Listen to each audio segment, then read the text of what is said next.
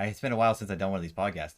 Hello, everybody, and welcome to Koality Gaming Podcast featuring Final Fantasy VII: The First Soldier. Today, we are going to be talking about NA Tournament Prep. And the way that I want to do this is by looking at the information that we already have and analyzing it. Because, I mean, let's face it, we've been watching my content for this long. That's what I do. I really like doing it.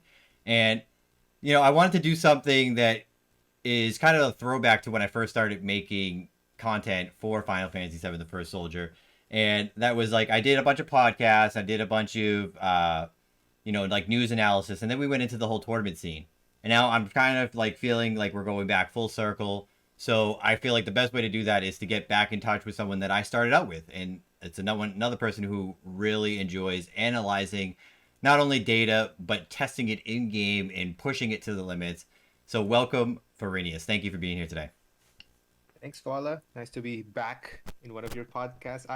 When you reached out to me about doing this, I was actually already in the process of doing it, but it really saves a lot of time if I'm working with you because of all the videos and stuff. Yeah, So exactly. it's That's good why I to reached out talk to you. about That this. way, it was It's easier for me too. Because there's just right, so right. much that we could go over that, like, it's just Exactly. overwhelming if one person tries to do it all by themselves.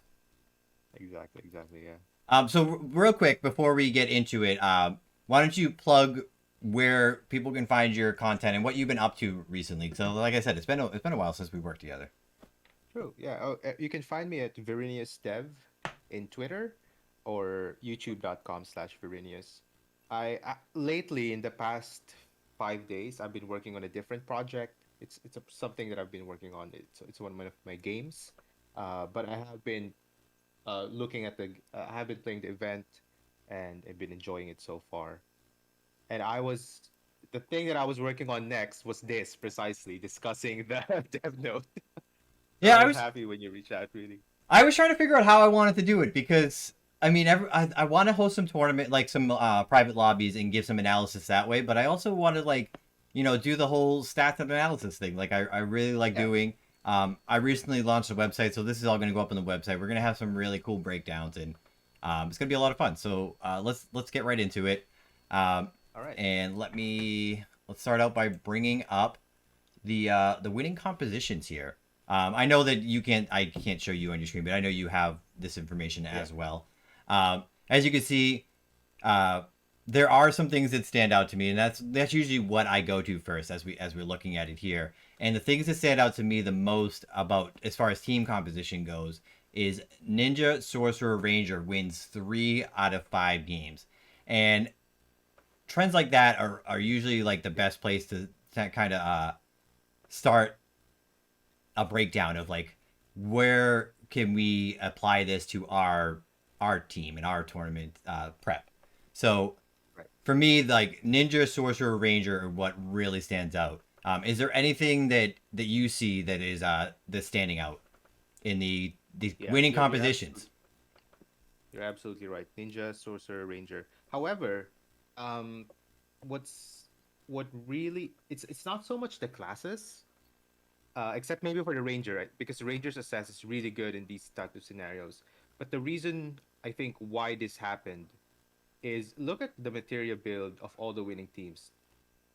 Two two members have blind. Okay, in every team in the winning team in this matchup, 2 out of 3 run blind, and like almost all of the sorcerers, they run water thunder arrow. There was one that run thunder blizzard cure. But the thing is, Rangers assess nullifies the effect of the blinds dropping in, and it's not just the winning team that's using blind, right? It's everyone pretty much running blinds. That's why Ranger is very good. But as far as the other compositions go, um, Ninja, a lot of JP players are good with Ninja, but it doesn't have to be a Ninja. It could be any frontliner. It could be a warrior. It could be a monk. It could be a Dragoon. It could be a Machinist. But a lot of JP players are just very good with Ninja, and it has a lot of survivability. Sorcerer, I'm surprised to actually see Sorcerer dominating this much. Now, I've been running Water Thunder Arrow when Season 3 started, and I thought it was really good, especially when Water stopped doing friendly fire damage. I think that was good. And I ran Water Thunder Arrow because it helps my teammates who who are warriors and dragoons who are going in melee range, I could just help them with water and thunder without worrying about damaging them. It would instantly down an enemy. And it seems like the JP players thought that as well. And you have them running at Thunder has been very good, and water. I never thought they would actually run water competitively. Arrow's good, makes sense because it helps you go in high grounds, especially in game one where they were fighting in Corneo's mansion. Arrow was indispensable there. Uh, but it doesn't. I don't. I think Sorcerer is very good, but you can actually definitely replace it if you don't have a teammate who is a Sorcerer main. You can definitely replace it with a monk or something or a warrior.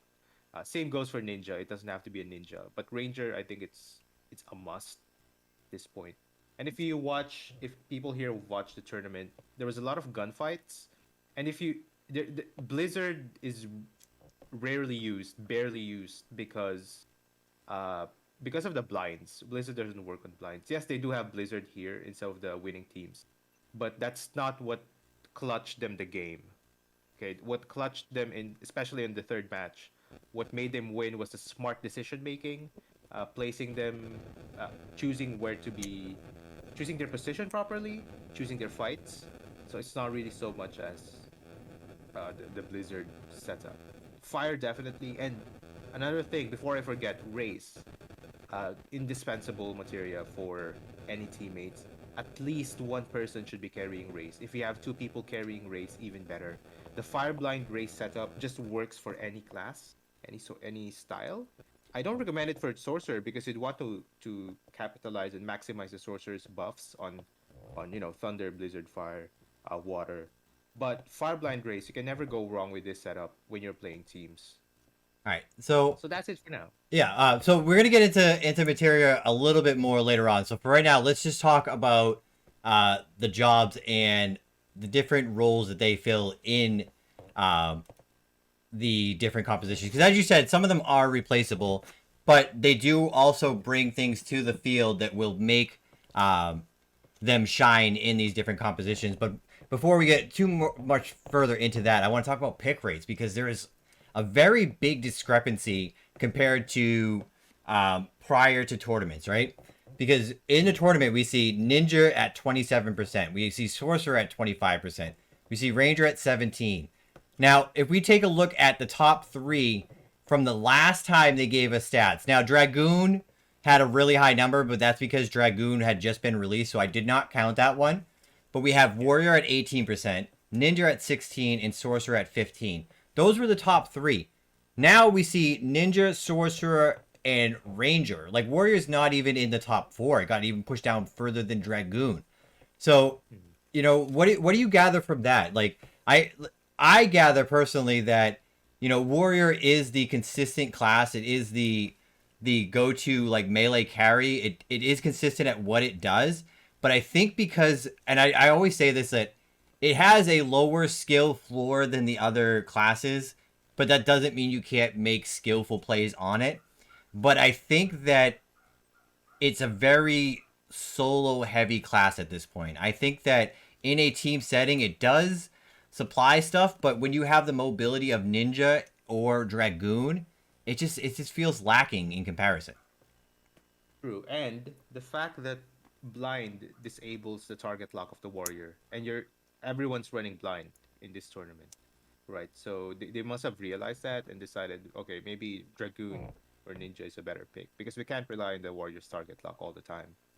That's a very good point. All right, so before we go on any further, let's take a look at the end of game number 1 of the Japanese tournament and take a look at a Ninja, Sorcerer, Ranger composition come away with the win.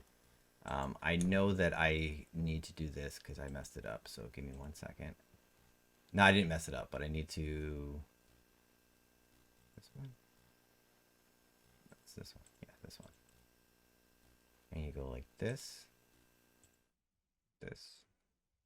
Turn me off.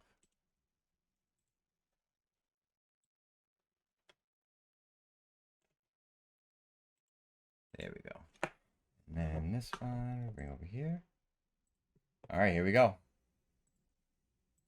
屋敷の上側何にもないぞ。屋敷の中すごい。これちょうど櫓上はギリギリ入り、その外壁付近に何とか入れるかというところでしょうか。こうなると東側に控えているチームは入るスペースはもうありませんし、南側、そしてバイクを今動かしているチームはどう入るんでしょうか。いいぐらいがこうどこでバイク降りるのかちょっと楽しみにはあるんですけど。そうですよね。もうあそこだけ旅行してますもんね。そうですね。 And there is just so many people still alive and working into this final circle, and this is what I'm so excited about going into these organized official tournaments. As we see, like, there's the Ranger scan. The Ranger scan is so important because you can see all of these candidates all around you. このフェーズでこんなに残らないですもんね。 And I mean, when there's how many people? There's like 15 people, 30. Oh, sorry, it says it right there on the screen. There's 39 people still alive going into the final circle. That is intense. Look at these Ranger scans. You just see everybody everywhere. You see this cloud. Oh, they switched off him right as that gunfight just went to go happen. This is what you mentioned, the arrow being able to get up into the high ground and then put off the Ranger scan. Make sure no one's coming up behind you. See where everybody is up high around you. 相当プレッシャーをかけていく。このスキンだけで進撃というのはわかるでしょう。怖い怖い。恐ろしいこの全員で合わせたスキン。この赤いスキンを見た瞬間、逃げてしまう気持ちもわかる。さあ3人残り。Yeah, commute. So, I mean, that's what I was talking about when I said there's so many things that you can go over. Because like today we're just talking about stats, but then like you could break it down to the point where like, you know, communication and decision making. Like there's so many things that are going to go into tournament prep like this. 的確に与えていきます。ブラインの生かし方がうまいですね。みんなのブラインがもう。ブラインレンジャーでかなり効率的に自分たちだけ見つけて撃つっていう。そして誰を狙えばいいのかわからない。こんなに丸つくことあります？ないですね。練習場ぐらいですね。トレーニングね。さあ、強い。それでもキル数を稼いでいく進撃。体力はやや減りましたが。Yeah, exactly. And we see a lot of it. As soon as one team commits, there's another team that's right on their heels, putting a shot into them. We see this team up high is just getting water thrown at them nonstop. But then we see that's why we get with the blinds constantly. And whenever there's a blind down, it's just dipping in and out, in and out, in and out, making sure that you break line of sight, but you're also, you know, trying to get as much information as you can to commit to another fight. 意外と使ったイコール担保はされないっていうところが、ポーション切れっていうのも結構大きく影響しそうですね。さあここではチームザチュララン。ここも屋根を持っています。結構ここも猛者揃いのチームなので、かなりその先ほどの紹介の2チームを。Yeah, and then in a setting like this, high ground is definitely most important. 各チーム徐々にやはりそのマテリアを使ったがあまり MP が少なくなってきました。まあとなるとソーサラーで一度スポットで回復したいというところがあります。そうですね。なのでやはりYep. 結構通常のソロとは違ってソーサラーの価値が相対的に高い。ただまだ11チーム18名生存。Those waters were so good up there. They're so good for poking too in that situation. 本当ですね。今まだ満タンでしたね。まあそういったところの消耗戦をうまく。Yeah, so yeah, it's because that's what I was saying. Like when they're dipping in and out, you have to make sure that you're trying to get information, but you need to stay within the blind to make sure you're getting the coverage. As you see, all the Ranger scans go off at the same time because they're all on cooldown at the same time. And then we see it right there, just making sure you're ahead of positioning. Like we see that one team get down low and get ahead of the circle in order to try and, you know, get as many shots back in return as they can.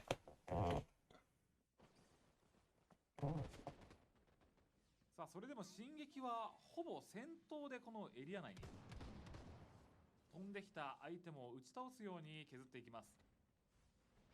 先ほどの建物エリアからちょっと開けた場所に移動してきているので、ここで一気になんか人数が減り。I'm sorry, I'm a few seconds ahead of you, so the I was talking about the red hoodie team. They got outside the wall ahead of everybody else, and it allowed everybody. It gave them position to just shoot at everybody as they were running into them. Very nice. そうですね。さあ MP は残り4マスというところでどう使っていくか、ここも避けていきます。最小限のダメージの被害。さあ上から打ち下ろす形。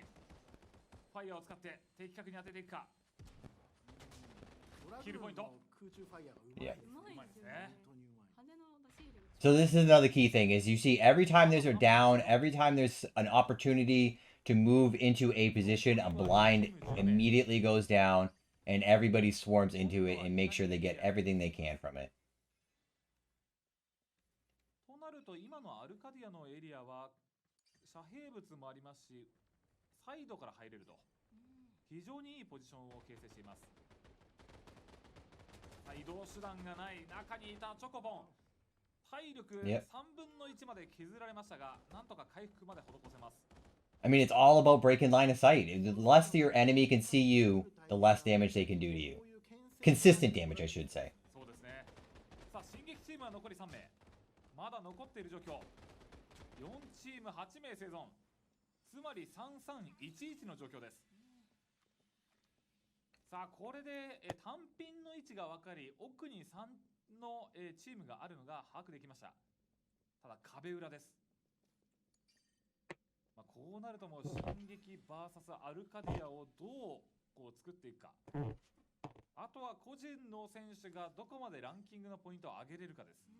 そうですね。次アンチが進撃側に寄ってるんで、アルカディアどう崩していくかがちょっと見どころですね。ああ、なるほど。確かに迎撃する側に変わるって感じ。そうですね。むしろアルカディアはこれ移動しなければいけないんですが、進撃はこのままキープして屋根上を取っておけばいいという状況です。さあファイヤーのダメージ大きく受けました。上を取ってくるのか。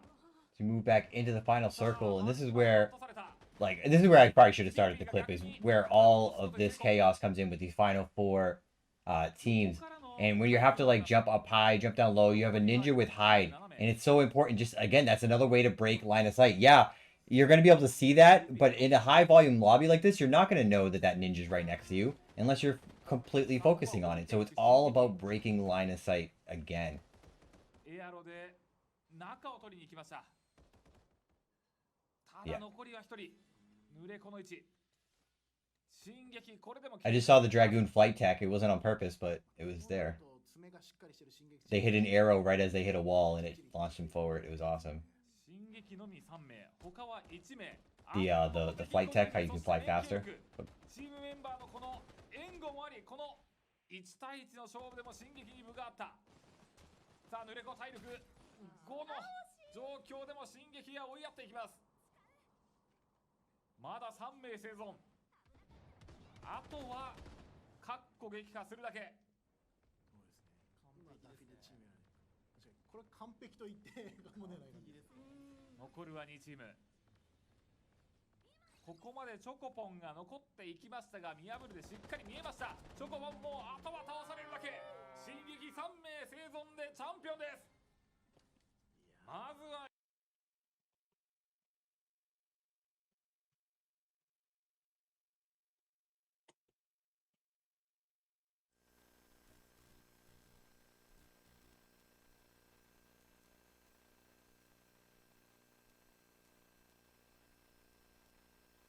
Yeah. It's over.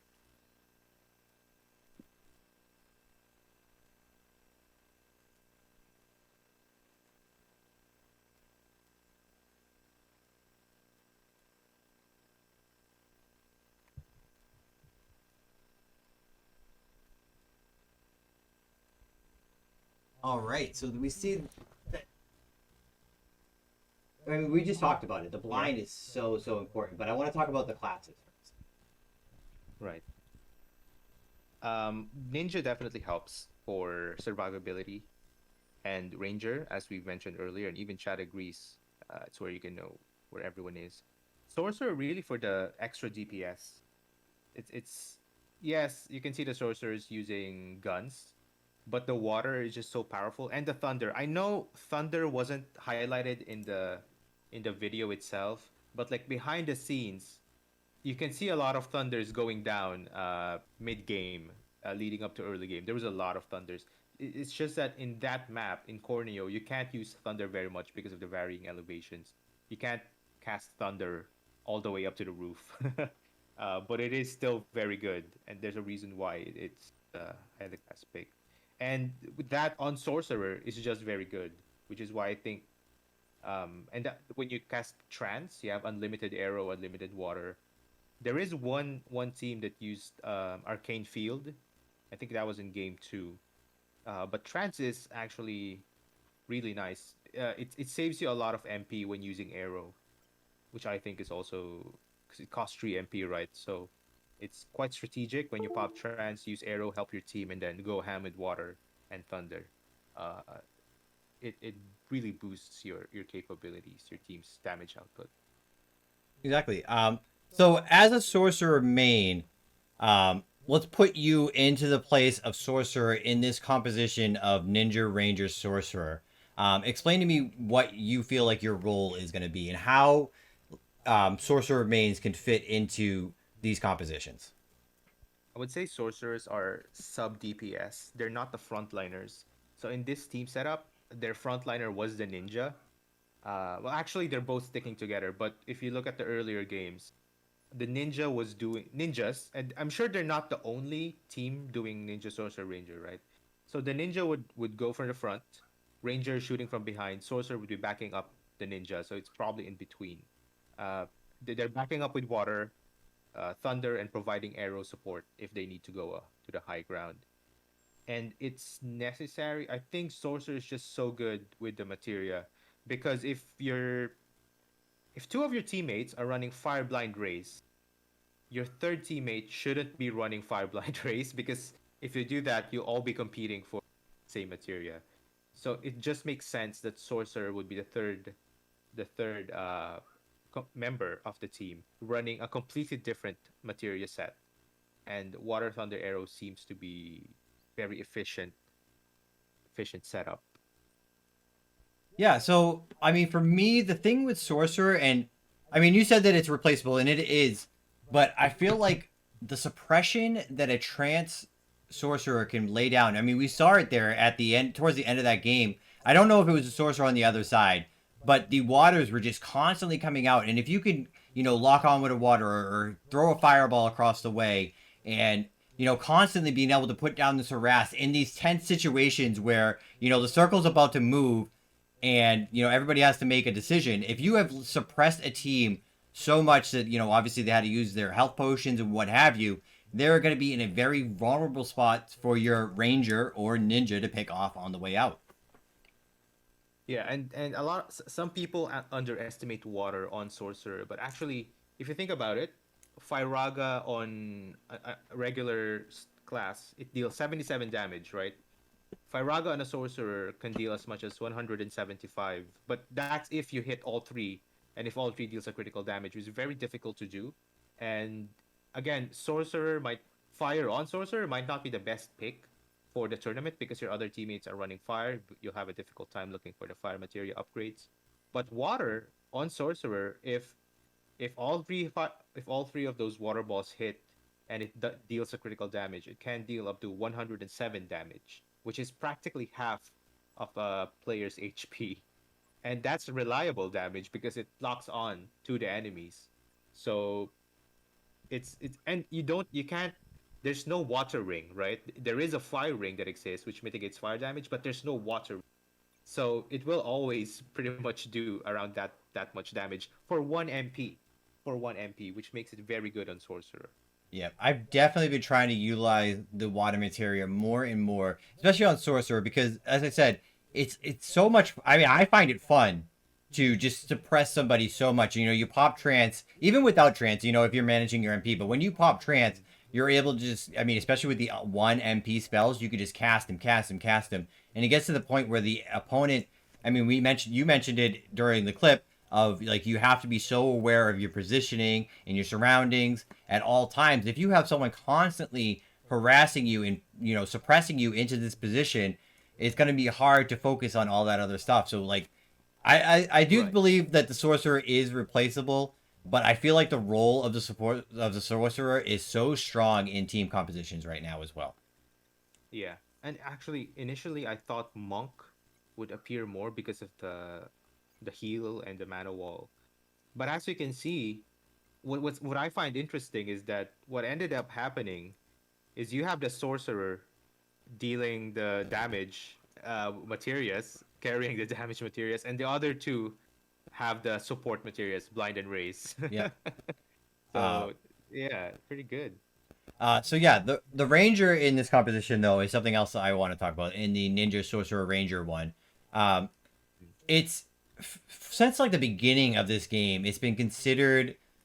So I'm gonna say something, but just bear with me while I say it. All right, it's been considered one of the weaker jobs. Now, don't no one take that to heart, please, because I've already said many times that every single class is capable of so many amazing things in the game that it's just exciting to have that in a game. But it has always been considered one of the weaker jobs because you can't really, or I shouldn't say you can't, but it's harder to, uh, have that flashy playmaking play. So a lot of people don't necessarily always look towards Ranger, um, but it does fit a particular role, and I feel like we see it shine here in a team tournament where the map information is so important. Um, what are your opinions on Ranger overall in a team setting? I mean, in a tournament setting. Sorry. Yeah, in a tournament, especially for team, it's very indispensable. It's indispensable, very important because I agree with you. In solos, it's not as good as other classes, but in teams, it just offers so much information. I would agree though that Ranger was considered the weakest, and why I say that is because Ranger has been buffed all the way. Every patch, it has never been nerfed. Not a single patch where you can see a Ranger getting nerfed. So the devs know that it's kind of weak. So at this point though, after going through so many buffs, especially now that you can see the HP of the enemies, that's a huge thing for teams because sometimes you hit an enemy with water or fire, you don't know if you should commit. And the prudent choice is to not commit, don't overcommit, right? Just poke them, drain their potions, and finish them off later. But if you do have the ranger scan and you see them getting like 25% HP, then there you would know, okay, we're going to commit, we're going to finish this off, we're going to get those points and then loot their stuff. So that plays a role in the team's decision making. Now, I mean, Rangers are getting. I mean, I'm sorry, they're not getting. They just got a buff, and this is prior to the NA tournament. Now they have an even faster reload time, and that means they supply the much needed information to the team and some potential playmaking ability, like even more potential playmaking ability. This, in my opinion, and I mean, you already mentioned it, it kind of makes Rangers a must-have in a team tournament. I feel like you need to have a Ranger on your team right now. I agree with that. Yeah. It's tough to like have any argument otherwise. And Go ahead. true. I just but aside from having ranger, make sure that your ranger runs blind and race. Now it doesn't have to be fire. Your ranger doesn't have to have fire, but it needs blind and race. If you're gonna have someone carry blind and race, it's not gonna be the sorcerer. People initially when season one dropped, you were thinking, okay, sorcerer is gonna be the support. No, no, no. Ranger should carry blind and race, and if possible, your ninja as well. All right, so let's move on past that like generic. I don't want to say generic, but let's call that the meta build. Let's bring in some of the terms that I use in some of my other stuff, right? So that would be the meta build. I would probably call this next one the Koality build because it's similar to the regular build, but they changed just a little bit just to make it stand out a little bit. And as I said, sometimes you have to do that. You have to make a change in order to slip ahead of the competition. And the next one we look at is tweaked just a little bit, and they brought in the Machinist instead of the Ranger. Now, I personally did not see that coming. What do you think the Machinist brings to the field that the Ranger didn't in this situation? Do you think it was just somebody that do you think they just didn't have a ranger main, or do you think that they just wanted to mix it up and try something different? Probably. And another interesting thing here is the sorcerer runs Thunder Blizzard Cure. But for the machinist, you can see that the materia is still Fireblind Race. Mhm. While they don't have the Ranger's Assess, Machinist does offer a burst damage with the air gadget. It's not even a jamming gear ability. It's an air gadget machinist. So I guess they're doubling down on burst damage because when that thing maybe the player is very good with air gadget. I haven't reviewed the clip yet, but there's a reason why they probably a very good reason why this player chose machinist and the team agreed to it. Yeah, so like, Air gadget and see, that's the first thing I went to too. Is I was expecting the jamming gadget, and it's air gadget. So maybe it's just like get out in front, ahead of the circle, use the gear as like a tank, as Yenvon just said. Maybe it absorb some damage and poke a little bit. And I mean, like you said, that explosive damage that it does supply, maybe that's what it was. I think maybe it might have come down to the secondary gear, the whether it was the blast or the damage one, or I forget what the last one is, the slow. could Right? be, yeah. But also you have to consider people have to consider that these people who are competing here, they're JP players playing at the highest level, highest skill level. So it's not like this machinist is a pushover, right? They're still pretty good at guns. Yeah. They're still pretty good with melee attacks. And they are a cohesive team. So maybe they did better decisions than other teams. And that all compiled to their victory in the very end. So that could be it too. Oh yeah. So let's see. I like what Yenvon said here. This is, and this kind of like leads into why you might pick Machinist over Ranger. Ranger gives info in a 1v1. Ranger gives great info. In a 1v1, 3v3, even 3v3v3, it's better, in my opinion, to have a combat class instead. But if there's 4+ teams, the info is more valuable than combat potential by some measures. And I like that because, like you said, Machinist has the burst. So maybe the idea was to catch people off guard. As soon as you make a pick, that person's down and that team is on a panic mode and you have the advantage in that situation. So maybe that's what the goal was. Could be, yeah. Possibly. All right, so let's move on to the final composition that we see out of the winners here, and that is the Ninja Dragoon Monk. Now, you mentioned it. You were expecting more monks, but I mean, this team clearly took Limit Break to heart, and it completely shifts two of the jobs into high mobility carries and then a support that is capable of providing strong resets in the monk.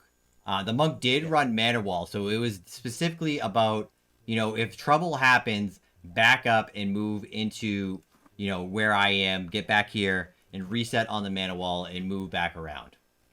Right. What do you think are the strengths of this composition? Taking in two mobility carries in the Ninja and Dragoon as opposed to the more well-rounded that you saw with the Ninja Sorcerer Ranger. So, I think their priority here is survivability, like really for survivability. Aside from the Ninja, you have Dragoon doing high jump, and if that's not enough, and even if the blind's not enough, you have the Monk's Mana Wall. And, this is the third match. The first match had Ninja Sorcerer Ranger, second Ninja Sorcerer Machinist, third match Ninja Dragoon Monk. So they were probably like trying to give something that people don't expect. Again, Sorcerer can be easily replaced. I'm surprised that they won without a Ranger, actually. But you also have to understand that Dragoon players here are very good, and maybe the Dragoon in the third game they learned how to survive better, how to pick. I'm not saying that they're not good at surviving, but like with so many people trying to shoot at you when you're up there in the skies, you have to know when to jump and when not to jump, right? So they probably learned that. And the Monk's Mana Wall would provide support for, and they're not running race, they're running cure as well. So okay, you don't have race, but the cure does give you a burst heal necessary for you to get out. I haven't really watched the whole thing of the third match, but if you look at, I did watch the ending, kind of the ending, and they made very good decisions. I think they were still at the final circle. They were picking their fights very smartly. The fight happened in around desolate area, so it's more of an open field, not that much cover, unlike Corneo. So they probably stuck together as a team, made very good decisions. Mana Wall would be very great in that particular terrain because there's not much cover, and Mana Wall gives you cover. Uh, that's probably the reason why they won, and they managed to outlive all the other teams in that particular terrain. Well, I mean, you mentioned it, so let's take a look at the end of game number 3 and see, what parts of this team composition came into play.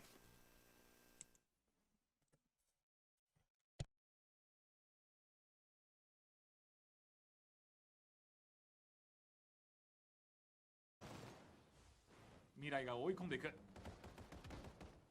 左からの車線を通し、カバーもつけて人数状況有利を作っていった。残るは3チーム6名。The Dragoon had bio.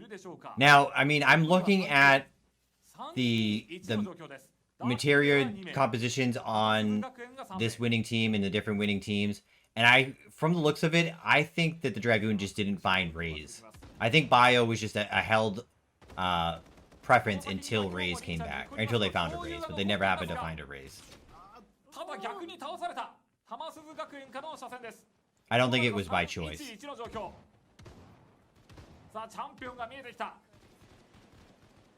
Yeah, and again, they're moving into the circle ahead of time. So it looks like the monk's plan was just to hang back and snipe until the situation arose to get in close and use the melee. And as I said, yeah, as a reset too.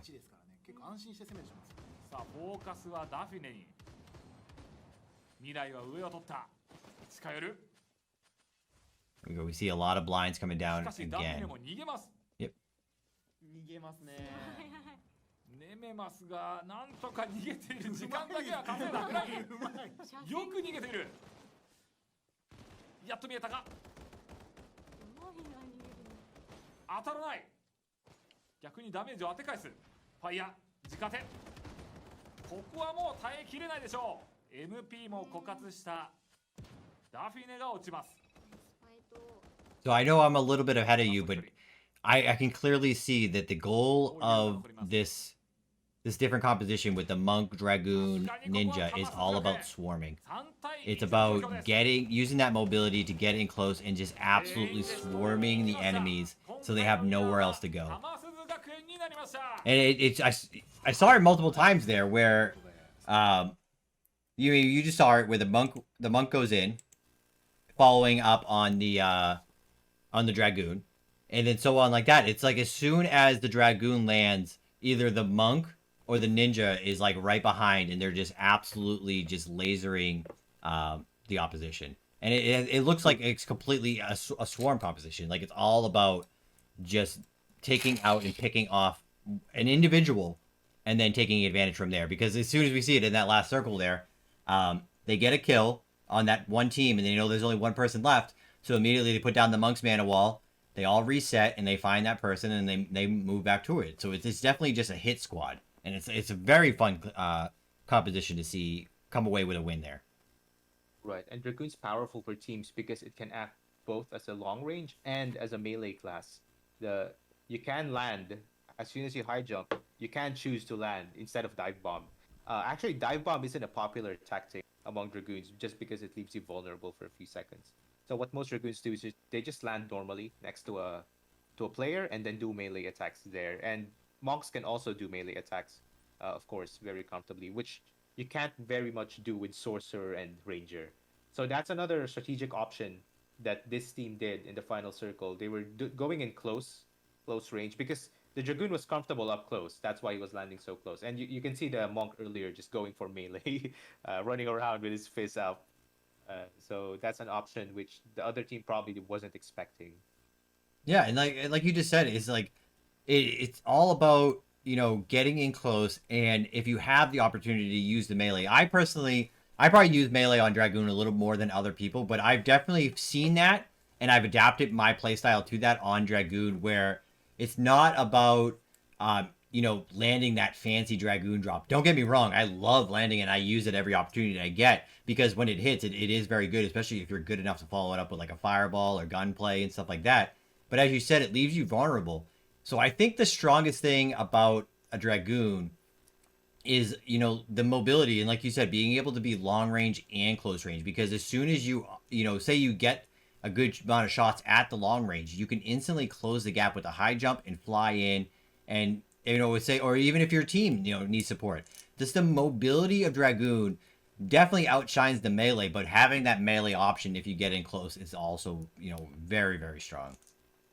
Yeah, it's quite flexible because you can go up or you can do melee. You can do whatever you want with Dragoon. It's pretty awesome.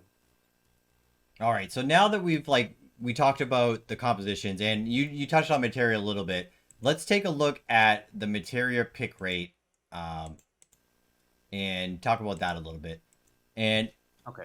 for me, I see a theme of more or less two things. There's more to it than the two things, but I see a theme that two things are being picked. It's consistent and beneficial to the team.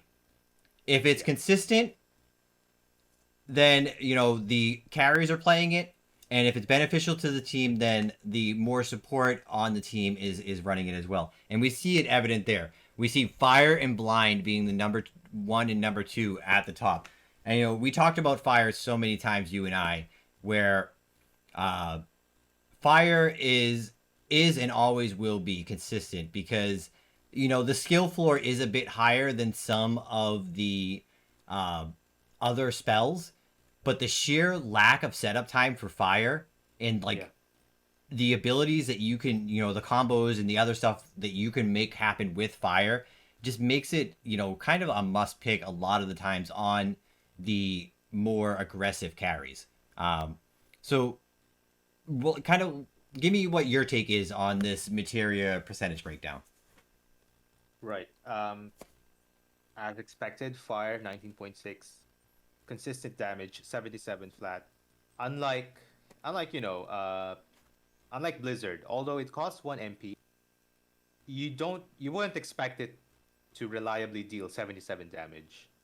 As for Thunder, it costs 2 MP. Yes, some people were running Thunder, but it has a different skill requirement compared to Fire.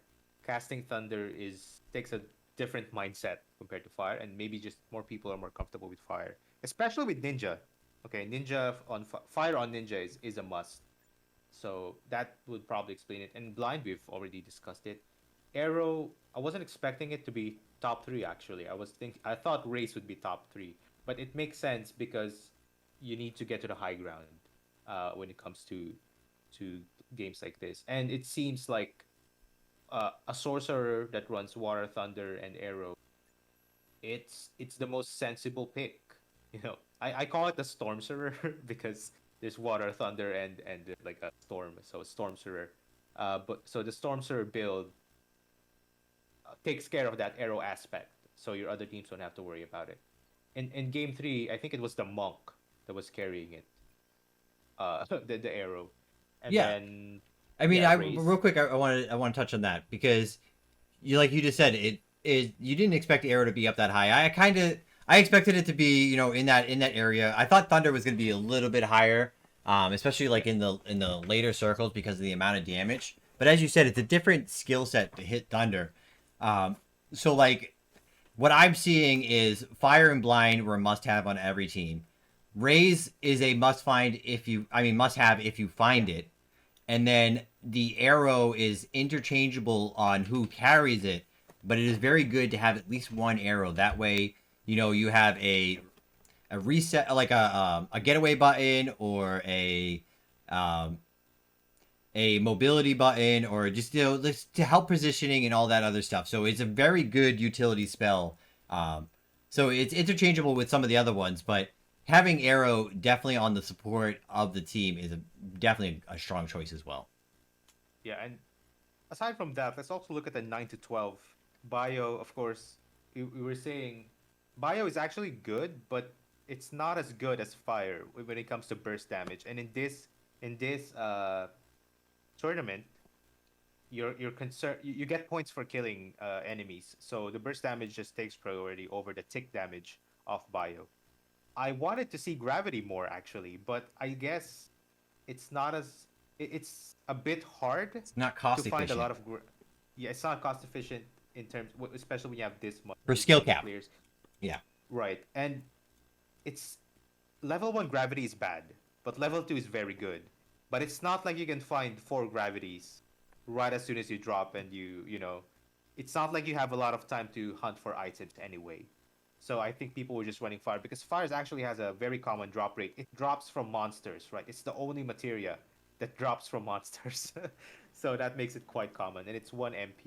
But gravity takes 2, and it's a bit rare. Same with teleport and comet. You can't reliably pattern your strategy around these materia because they're just not consistently dropping in all of the games. I do want to talk a little bit more about Raze because um, it's it's almost up there with Blind in the Rager assess because in in matches, I mean, we just saw how many people was that? 30 people going into the final circle.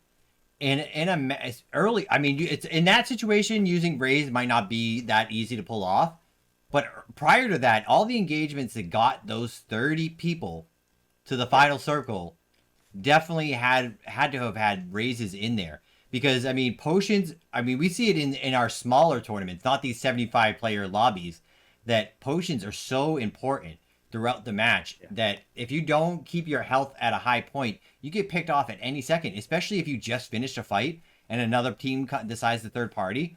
You know, having that raise as a fallback is definitely not a bad idea.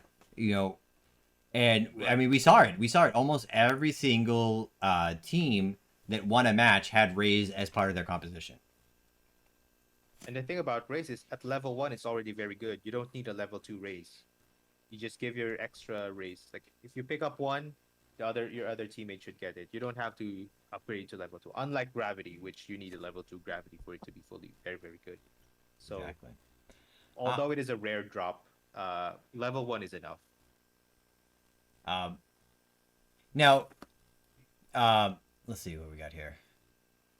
I think you already did this a little bit, so I don't want to redo anything. But can you make some relations between materia picked and team compositions? Like, is one composition more likely to run this sort of materia or that sort of materia? I mean, we saw a couple different combinations. So, in your opinion, is there anything that like if you're running this composition, you should definitely be running this materia, or is it just very straightforward that fire, blind, arrow, raise are just the strong materia right now?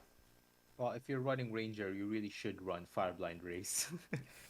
For same with ninja. If you're running ninja, you need to have fire. Blind is not necessary, but as you can see, it's very, very good here.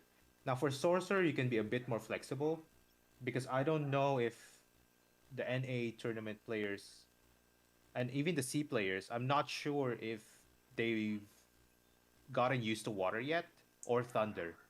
There are a lot of people who would rather run blizzard, thunder, fire, cure, but if you're running a sorcerer, please consider running water, thunder, arrow because that's a lot of majority of the JP sorcerers do for team games at the very least.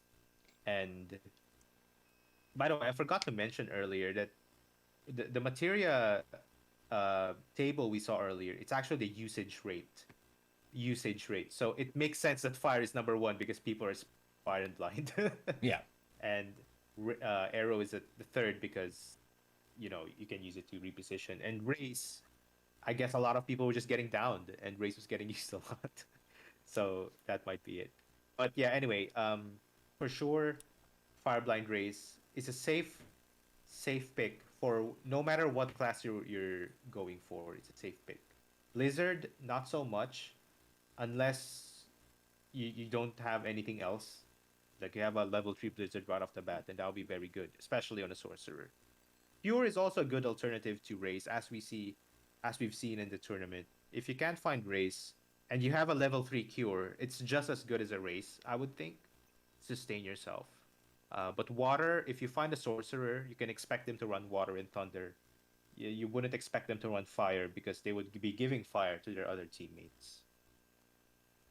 All right, so our final topic is going to be somewhat open-ended. Can you, with the information that we have here today and any information that you have gathered in your, you said you were already prepping for tournament prep, can you give anyone listening and upfront pointers going into practice and into the in-game qualifiers? Right. For in-game qualifiers, you just have to play a lot. You don't have to rank in the top 3 or anything. You just have to qualify. So it's okay if you don't play the whole day, but just make sure you're playing a lot to get those points. There's a certain time frame where you can earn points, right?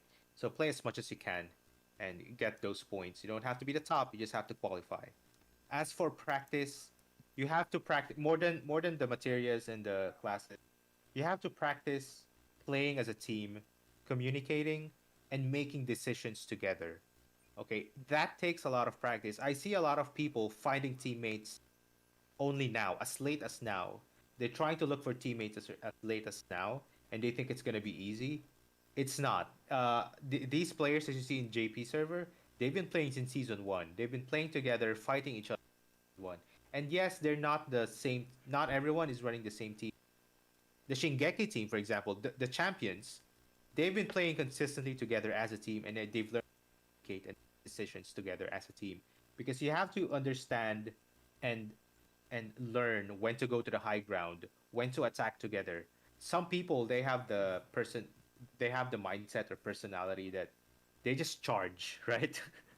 My friend Pink Teddy tends to do that. He charges alone. Your teammates need to be in tune enough with you when you're charging you up, and they don't just leave you alone to die. So some people might be like that. They might have that kind of play style.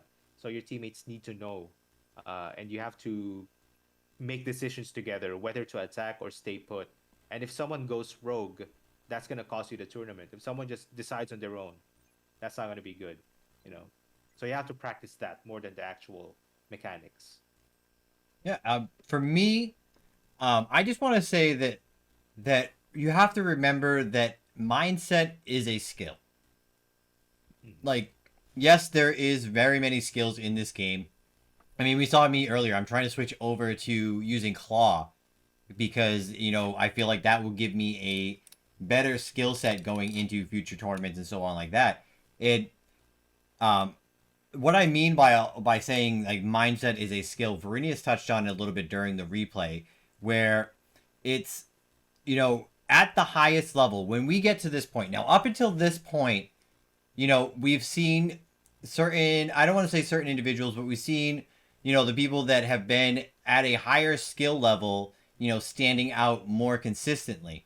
But when we get down to when you get to the point where there's equally skilled players all up against each other in a situation like this, where there's 75 people in a tournament setting, it's gonna come down to the mindset and the decision making, as Verenius was just saying, where it's not gonna be the person that is the absolute best shooter. Don't get me wrong, the absolute best shooter is gonna be there every single time at the end, and I say shooter, but I mean every skill in the game. But that best person is gonna be there every single time, but it's gonna come down to understanding why certain things are happening the way they are happening. We look at the stats here. Why is everybody picking all of the picking fire so much? Why is everybody picking blind so much? Why is everybody picking raise so much, and so on like that? Why are the teams using sorcerer, range, and ninja? Why are the teams using this and that? And it's those little things that are going to carry the good teams to being great. And it's going to, and that's what's going to separate, the skill cap or the skill level, where, yeah, you're going to have some very skillful players, but if those skillful players cannot communicate and don't have the mindset to go a full tournament or to adjust to playing in a 75 player lobby or adjust to playing, throughout the tournament. Like different things are going to change throughout the tournament. So you have to have a mindset as well as the skill. So from that, what I want to say is in your practice, in your study, in your preparation, keep the mindset of going forward. Because, the second that you say, oh, this game is crap, or I lost because of aim assist, or I lost because of this or that, or this or that, Yeah. that's where you're going to lose it. And that's where you're also going to lose your teammates, because they're not going to want to work with someone that's like that.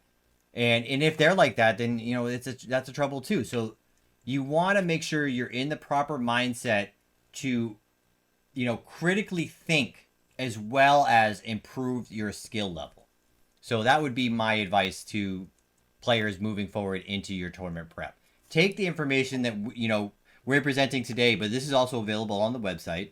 Varinius is going to be putting out more content. There's tons of ambassadors that are going to be putting out tournament prep content. So, do your research and focus not only on getting better at the skills, but getting better at, being a competitive player, I guess would be the best way to word that. Right. And very important thing, by the way, to keep in mind, I forgot to mention, chocobos are disabled for tournaments. So when you do your tournament practice, don't use your chocobos because there's a certain play style with using chocobos, right? When you're playing as one person could ride on top of another's chocobo and you can charge together, you can run away together, you can get to high ground together. But all of that is disabled in the team game, which is why you can see arrow being used a lot. Because normally people would use their chocobos to get to high ground, but since that's disabled, you need arrow. So try to practice without playing chocobos. You can use bikes and utility vehicles. I don't recommend utility vehicles. There was a moment in game 1 where there were 3 people who was on a utility vehicle trying to get away. All it took was a Firaga and a water, and all of the car exploded, and then boom, they got wiped out. So I don't suggest it. If you're gonna use a motorcycle, make sure you're not too far away from your teammates. Yes, you can use it, but make sure you also circle back to your teammates afterwards. So try practicing without using chocobos and just picking your fights. Being mindful of the terrain.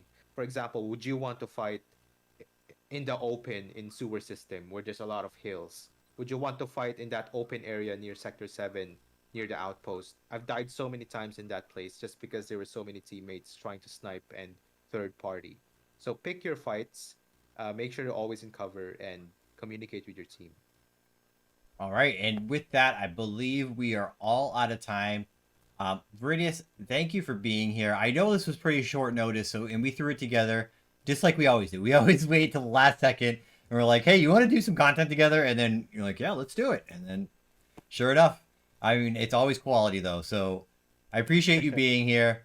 One more time, plug your socials, tell people where they could find you, and give a little insight into what you're going to be doing in these upcoming days here. Sure. You can visit my YouTube at youtube.com/Varinius.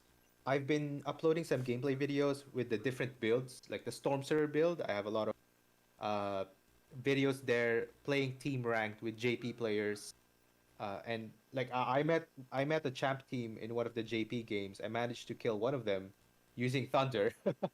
Unfortunately, it was a very early game, and I was playing it was a chill game with some NA players as well, so we weren't really taking it that seriously. But yeah, if you need some references, you can watch some videos that I've posted. There are also some Firaga tips. I uploaded an updated Firaga guide in case you want to practice and learn how to improve with your Firaga. There are also other guides, the jump roll guide, adjusting your reticle, things like that. How to use gravity, how to use thunder. Well, I don't have a thunder tutorial yet, but you can use the references from the other gameplay videos, and how to use arrow, water, why you should use water, and how I compare to fire. Anything that you need to understand some of the gameplay mechanics, you can check out my channel and use that as a reference. I will note, I will never support putting any part of the HUD in the middle of the screen. That is It's not okay. I will never. I know you. I know you do it for your fire, and I understand it. I just can't. I can't condone it. I don't think it's right. That's my. That's my. Like everybody's like, I hate aim assist. I'm like, no, you don't put your emote in the middle of the screen. Damn it.